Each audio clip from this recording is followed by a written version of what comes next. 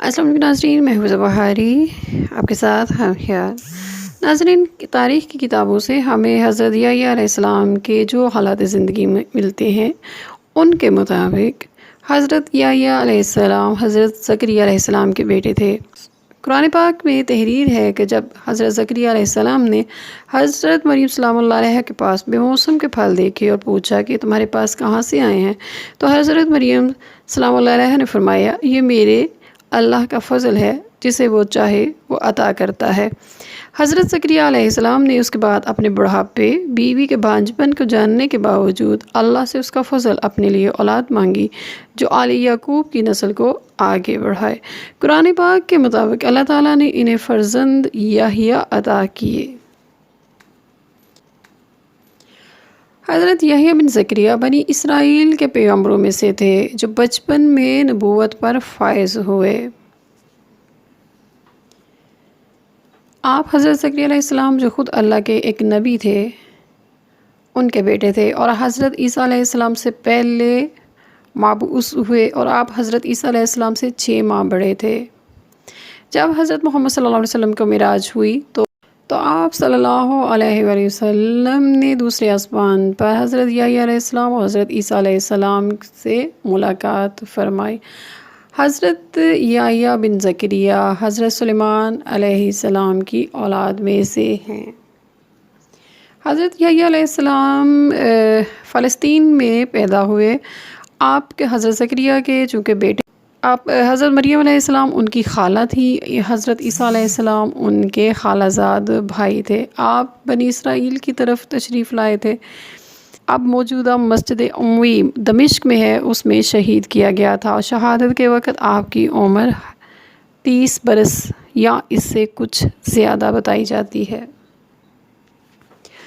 شیعہ فقہ کے مطابق امام سجاد علیہ السلام اپنے والد حضرت امام حسین بن علی علیہ السلام سے نقل فرماتے ہیں کہ بنی اسرائیل کا بادشاہ اپنے مہر میں سے کسی ایک کا عاشق ہوا اور وہ اس سے خود شادی کرنا چاہتا تھا۔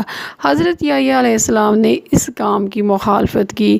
اس کی معشوقہ نے اپنی والدہ کے ورغلانے پر یہ شرط رکھ دی کہ اگر تو مجھ سے شادی کرنا چاہتا ہے تو یحییٰ کا سر کاٹ کر میرے سامنے رکھا جائے، اور بنی اسرائیل کے بادشاہ نے حضرت یحییٰ علیہ السلام کا سر کاٹ کر ایک سونے کے برتن میں ڈال کر اس کی طرف بھیجا۔ احادیث مبارکہ میں آیا ہے کہ جب حضرت یحییٰ کا سر قلم کیا گیا تو ان کا خون زمین پر گرتے ہی جوش مارنا شروع ہو گیا۔ بنی اسرائیل کی قوم نے اس خون پر مٹی ڈال کر چھپانے کی لاکھ کوشش کی، لیکن وہ کامیاب نہ ہوئے، اور یہ خون اسی طرح جوش مارتا رہا یہاں تک کہ بخت نصر بنی اسرائیل کا حاکم بنا، اور اس نے بنی اسرائیل کے ہزاروں افراد کو حضرت یحییٰ کے خون کے انتقام میں قتل کیا۔ اس کے بعد خون نے جوش مارنا ختم کر دیا۔ جبکہ سنی روایات کے مطابق حضرت یحییٰ علیہ السلام کی شہادت کا واقعہ اس طرح پیش آیا کہ بنی اسرائیل کا جو ظالم بادشاہ تھا اس نے اپنی بیوی کو طلاق دے دی تھی، اور پھر چاہتا تھا کہ اسے دوبارہ یہودی بنا لے، یعنی دوبارہ اسے نکاح کر لے۔ یحییٰ علیہ السلام سے فتویٰ طلب کیا، کیونکہ ان کی نبوت کا اس وقت تک چرچا ہو چکا تھا اور وہ شریعت کے مطابق فیصلے کیا کرتے تھے۔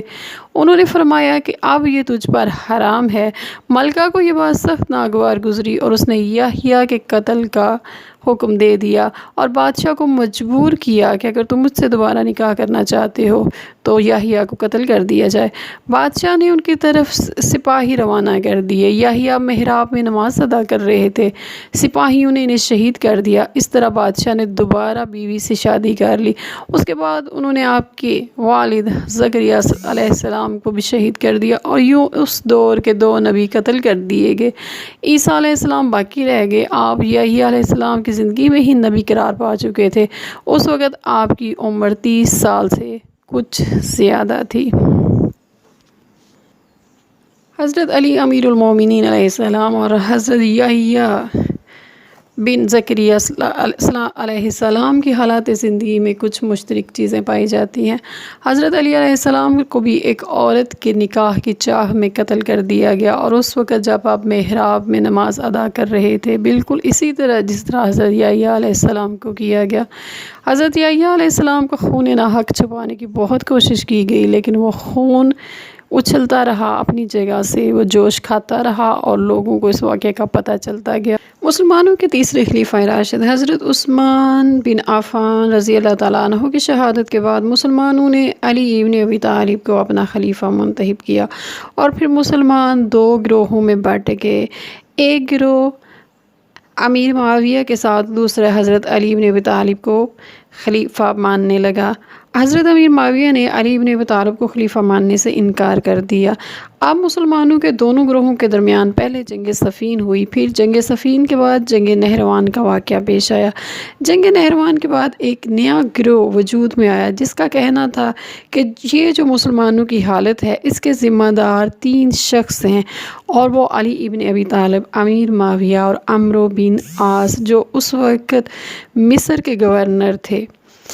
انہوں نے ایک میٹنگ کی مکہ میں، اور یہ پلان کیا کہ اب ان تینوں شخص کو ہی قتل کر دیا جائے تاکہ مسلمان آپس میں اتفاق اور امن کے ساتھ رہ سکے۔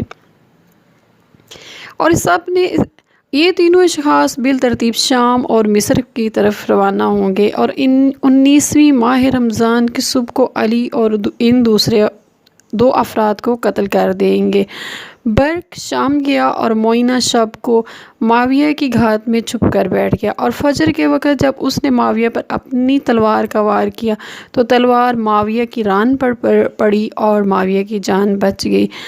عمرو تمیمی مصر گیا اور شب 19 ماہ رمضان کو مسجد کے اندر گورنر مصر عمرو بن عاص کی گھات میں بیٹھ گیا، مگر اتفاقاً عمرو عاص اس دن بیمار ہو گیا اور مسجد میں نہیں آیا، اور اس کی جگہ قاضی مصر نماز کے لیے مسجد میں آیا، اور عمرو تمیمی کی تلوار کا لقمہ بن گیا۔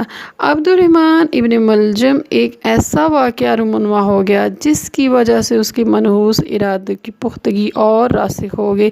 واقعہ یہ ہوا کہ چونکہ 19 ماہ رمضان کی شب طے شدہ تھی اور ابھی اس میں کئی روز باقی تھے، لہٰذا اس نے محلہ خوارج میں قیام کیا، یہاں تک کہ ایک دن اس کے دوستوں میں سے کسی ایک کے مکان پر اس کی نگاہ ایک ایسی عورت پر پڑی جس کے حسن و جمال پر وہ عاشق ہو گیا۔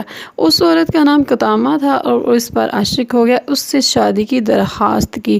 قطامہ جو ایک خوبصورت عورت تھی اور اس کے خارجی باپ اور بھائی جنگ نہروان میں قتل ہوئے تھے، اس لیے وہ بھی حضرت علی بن ابی طالب کے خلاف اپنے دل میں سخت بغض اور کینہ رکھتی تھی، اور وہ علی علیہ السلام کو اپنے باپ اور بھائی کا قاتل سمجھتی تھی، اور وہ ان سے انتقام لینے کا برابر موقع ڈھونڈ رہی تھی۔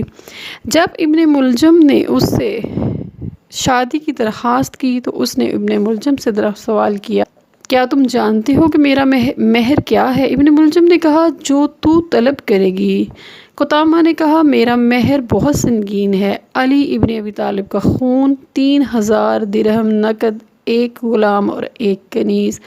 ابن ملجم جو خواہش نفس امارہ کا اسیر ہو چکا تھا، وہ علی ابن ابی طالب کو قتل کرنے کی خواہش تو پہلے ہی رکھتا تھا، اب تو اس کا ارادہ اور بھی مضبوط ہو گیا۔ اس نے مسجد کوفہ میں قیام کیا۔ 19ویں شب ماہ رمضان آ گئی اور اس رات خود قطامہ بھی مسجد میں آئی اور دوسرے چند افراد کو بھی ابن ملجم کی مدد کے لیے اپنے ساتھ لے کر آئی تھی۔ یہ سب گھات میں بیٹھے ہوئے تھے، صبح کا انتظار کر رہے تھے۔ ماہ رمضان میں امیر المومنین علی علیہ السلام ہر شب اپنے فرزندوں میں سے کسی ایک کے گھر افطار کی غرض سے تشریف لے جاتے تھے۔ چنانچہ 19ویں شب اپنی دختر جناب ام کلثوم سلام اللہ علیہا کے گھر تشریف لے گئے۔ جناب ام کلثوم فرماتی ہیں کہ اس شب میرے پدر بزرگوار میرے گھر تشریف لائے اور اولاً نماز میں مشغول ہو گئے، پھر میں افطار کے لیے ایک ظرف لائی جس میں جو کہ فقط 2 روٹیاں اور 1 کاسہ شیر اور تھوڑا سا نمک تھا۔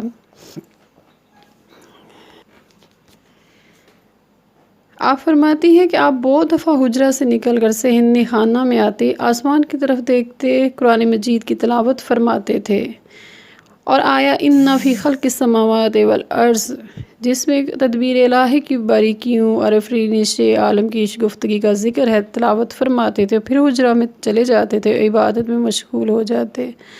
سفیدی سہ نمودار ہوتے ہی مسجد میں جانے کے لیے ارادے سے باہر نکلے، اور آپ اس حالت میں فرما رہے تھے، خدایا موت کو میرے لیے مبارک فرما۔ اس کے بعد حضرت علی ابن ابی طالب علیہ السلام مسجد میں تشریف لے گئے، مسجد کی گلدستہ اذان پر تشریف لے گئے اور اذان دی۔ اذان کے بعد گلدستہ سے اترے اور سونے والوں کو بیدار کرنا شروع کیا۔ ابن ملجم بھی انہی سونے والوں کے درمیان منہ کے بھل پڑا ہوا تھا، اس نے اپنے کپڑوں کے نیچے اپنی تلوار کو چھپا رکھا تھا۔ جب امام اس کے نزدیک پہنچے تو فرمایا، اس طرح نہ سو، یہ شیاطین کے سونے کا طریقہ ہے۔ پھر محراب میں تشریف لے گئے اور نماز صبح کے لیے اٹھ کھڑے ہو گئے۔ ابن ملجم آہستہ آہستہ اپنے آپ کو محراب سے نزدیک تر کرتا جا رہا تھا۔ جب امام علیہ السلام نے نماز کی پہلی رکعت کے سجدے سے سر اٹھایا، اسی لمحہ ابن ملجم جلدی سے آگے بڑھا اور اپنی زہر آلود وزنی تلوار کا وار امام کے سر اقدس پر کیا، جس سے سر اقدس شگافتہ ہو گیا۔ امام علی اپنے شگافتہ سر کے ساتھ مسجد کوفہ کی محراب میں ہیں، اور اسی لمحہ شہادت کی عظمت اپنی زندگی کی معنویت و مقصدیت اور موت کے اقسام میں سے اپنی پاک و پاکیزہ موت کی نوعیت پر کمال توجہ کے ساتھ ایک نگاہ ڈالی اور فرمایا، فزت برب الکعبہ، پروردگار کعبہ کی قسم میں کامیاب ہو گیا۔ السلام علیکم ورحمۃ اللہ وبرکاتہ۔